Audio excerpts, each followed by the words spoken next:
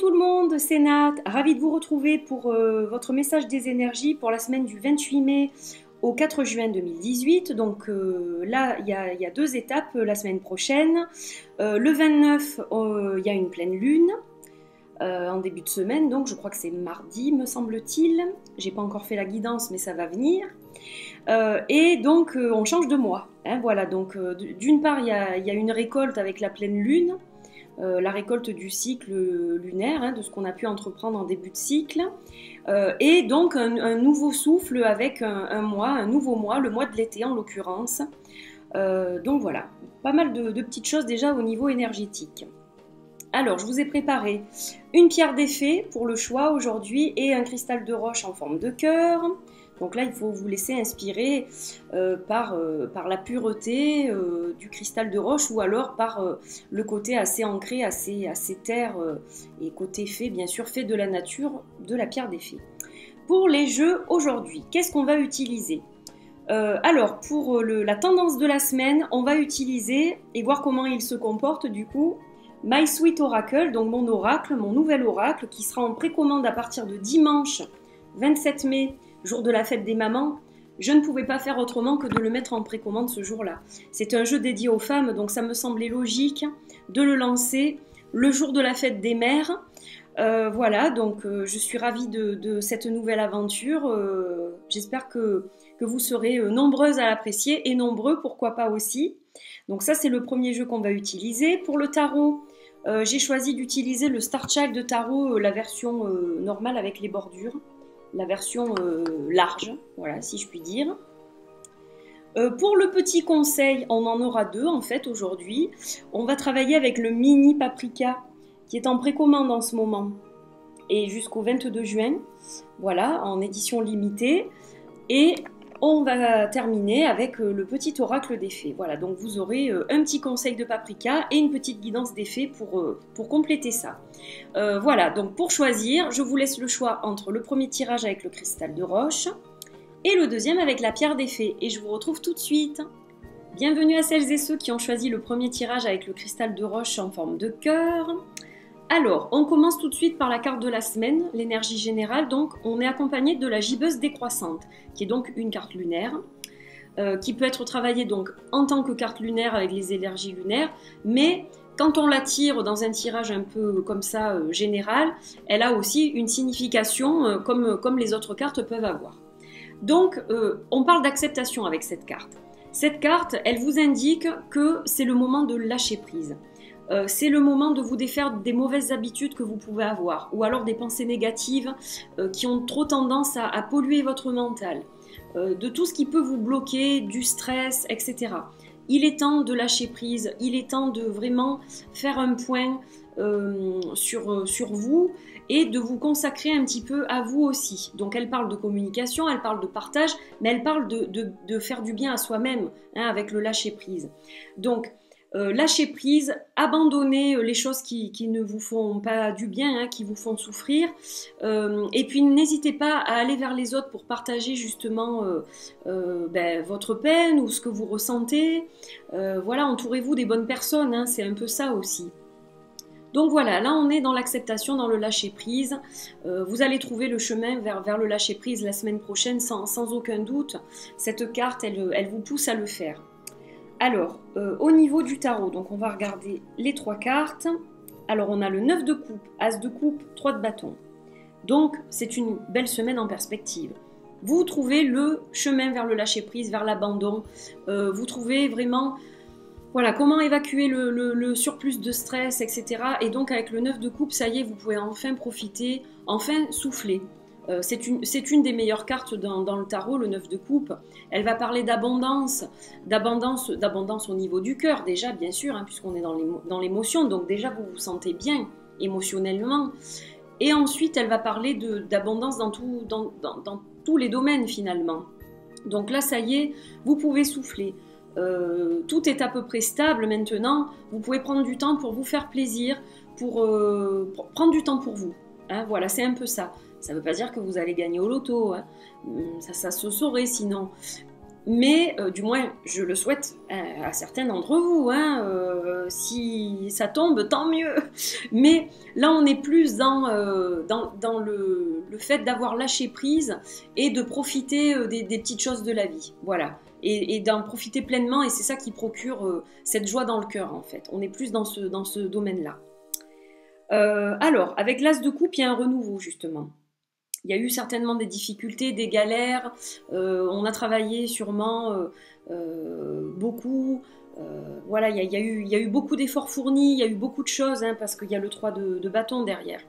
Donc on voit qu'il y a eu beaucoup de choses de faites, et ça y est, enfin aujourd'hui, ça se décante, donc avec l'As de coupe, il y a un renouveau. Il y a un renouveau, le cœur devient plus léger, donc ça c'est une bonne chose aussi. Forcément, si vous arrivez à vous défaire un peu du stress et si vous arrivez à lâcher prise correctement, bon ben forcément, voilà, il y a un souffle nouveau qui arrive aussi en vous. Donc ça, c'est une bonne chose. Ça peut être une rencontre sentimentale aussi, l'As de coupe. Donc de toute façon, il y a un renouveau, hein, dans votre vie. La semaine prochaine, il va se passer des choses intéressantes. Et avec le 3 de bâton, on voit que vous êtes bien entouré. Donc vous arrivez à vous défaire des mauvaises personnes quelque part et à vous entourer des bonnes. Vous êtes soutenu. Il y a un soutien avec le 3 de bâton. Et puis les efforts que vous avez fournis, jusqu'à présent, ils sont enfin récompensés. C'est un peu ça aussi l'état d'esprit de cette carte. Donc là, on est dans une semaine quand même positive. Il y a un renouveau, il y a le fait de se sentir bien, il y a le fait d'être soutenu. Donc voilà, il y a quand même beaucoup de choses qui sont positives. Alors, on va voir au niveau du conseil. La colère, elle est toujours présente. C'est-à-dire que vous allez lâcher prise et à des moments, ça sera moins facile. Vous avez tendance à partir au quart de tour. C'est un peu ça, cette carte. Mais dites-vous que ça ne résout rien, en fait. Cette colère ne résout rien. Alors, quel conseil peut-on avoir d'effet, justement, pour que cette colère ne vous perturbe pas outre mesure et que vous arriviez tout de même à être plus dans le lâcher-prise que dans la colère. La raison du plus fort n'est pas toujours la meilleure. Soyez inventif et rusé. Voilà, ça sert à rien d'aller dans la force et dans le conflit. Hein. Réfléchissez peut-être à 2 fois avant de parler, avant de vous exprimer. N'oubliez pas qu'on a une carte de communication au départ. Et vous arriverez à sortir votre épingle du jeu et finalement vous verrez que la colère, c'est pas la meilleure des solutions. Il y a d'autres solutions qui peuvent être appliquées et qui sont bien plus bénéfiques. Dans tous les cas, le tirage reste positif. Donc voilà, à part de temps en temps des petits accès de colère, parce que c'est peut-être aussi votre caractère, votre personnalité. Hein, on ne peut pas se refaire non plus. Mais dans tous les cas, il y a quand même une semaine assez paisible et assez stable qui se profile à l'horizon. Voilà, je vous souhaite une belle semaine. Bienvenue à celles et ceux qui ont choisi le second tirage avec la pierre des fées. Donc, on va commencer tout de suite par la première carte qui est une carte énergie. Ah ben décidément, on a encore une carte lunaire. On a encore une carte lunaire. Alors dans le premier tirage, on avait la gibbeuse décroissante et là on a le premier quartier. Alors cette carte, elle parle de croissance. Voilà, vous voyez cette jeune femme qui est un peu en position du lotus là. Elle a l'air sereine. Donc en fait là, on parle d'un projet qui a été amorcé ou d'autres choses. Hein. C'est pas forcément un projet professionnel, mais dans tous les cas, il y a des choses qui ont été amorcées et là elles sont en train de se renforcer. C'est une carte qui est synonyme de force et de détermination. Voilà, là on voit qu'il y a une forme aussi de concentration dans ce personnage. Donc on est vraiment dans une forme d'évolution là. Voilà, on prend son temps, on évolue mais tranquillement. Alors, attention quand même parce que il faut peut-être, pour continuer à avancer dans le bon sens, reconsidérer certains paramètres, certaines choses, réévaluer la situation. Voilà, il ne faut pas foncer tête baissée complètement, voilà, parce que sinon on va dans le mur. Donc peut-être qu'il est temps quand même de se poser. Les choses ont pris leur envol, ça c'est une chose, mais il faut quand même revoir peut-être certains petits détails pour continuer à faire fructifier justement ce qui a été planté. Voilà un peu l'énergie générale de la semaine prochaine. Alors, on va voir au niveau du tarot justement ce que ça nous dit. Alors, on a la carte Starseed qui correspond à la carte du fou. On a le roi des pentacles et on a le page de coupe. Donc, il y a un certain équilibre. C'est-à-dire que vous savez exactement quand même où vous allez. Alors, avec la carte du fou, il y a quelque chose de nouveau. C'est-à-dire que ce projet que vous avez ou ces nouvelles choses qui sont en train de prendre leur envol, vous avez vraiment du cœur, vous y mettez du cœur là-dedans.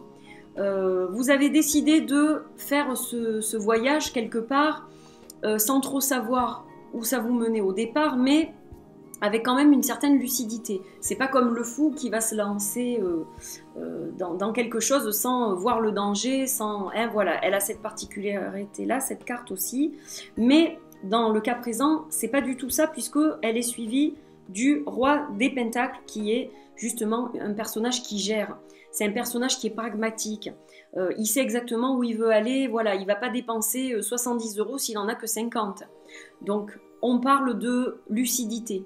Vous savez exactement où vous allez. Votre projet ou les choses que vous avez entreprises, elles prennent forme. Et voilà, vous n'allez pas trop vite. Vous prenez votre temps.